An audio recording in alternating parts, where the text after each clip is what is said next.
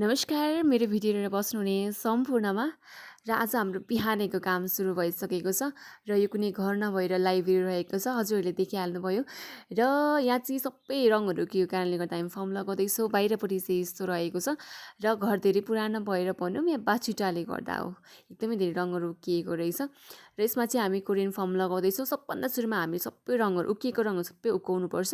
त्यसपछि डेन्ड्राइट हामीले ग्लु लगाउँछौँ। त्यसपछि 5 mm कोरियन फर्म हामीले 1 मिटरको चौडाइमा सलक्कै यसरी लगाएका छौँ।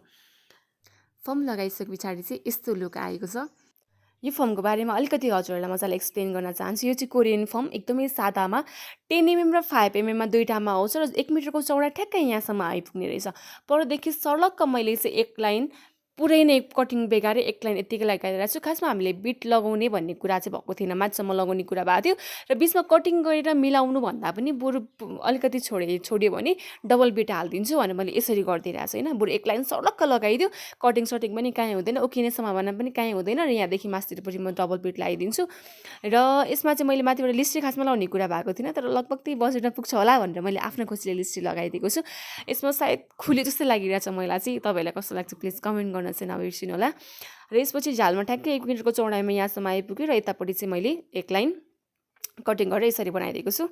र अब चाहिँ हामी यो साइडको काम सुरु गर्न लागिरहेछौँ। फर्स्टमा उकिएको रङहरू उकाउँछौँ। लगभग तपाईँको यहाँसम्म आइपुग्छ होला हामीले फर्म लगाउँदाखेरिको एस्टिमेट हामीले त्यही अनुसार गरिरहेछौँ। र अगाडिपट्टि चाहिँ खासमा यसको कहानी अर्कै छ है। हामीले खासमा रङ उकाउँदै गर्दाखेरि चाहिँ ट्याङडुङ सबै निक्ल्यो क्या।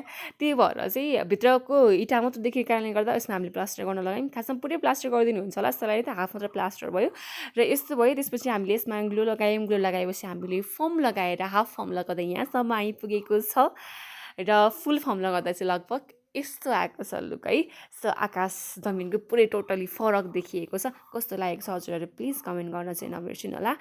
र यो सँगसँगै अब हाम्रो अर्कोपट्टिको साइडको काम पनि हामीले अगाडि रङ उकाएर सकिरहेको थियौँ र फर्म लगाइसक्यौँ। हजुरले हेर्दा सो यस्तो भयो। त्यस पछाडि कटिङ सटिङ मिलायौँ ओऱ्यौँ, यताउति गमहरू लगायौँ। त्यसको ठ्याक्कै माथिल्लोपट्टि अर्को लेभलमा फेरि पनि थप्यौँ र लगभग यस्तो भयो। फाइनल लुक नै भनौँ न। लगभग यो परि भनेको अगाडिपट्टिको साइडको अहिलेको जुन प्लास्टर देखिएको थियो नि त्यो साइडको यो लुक भयो।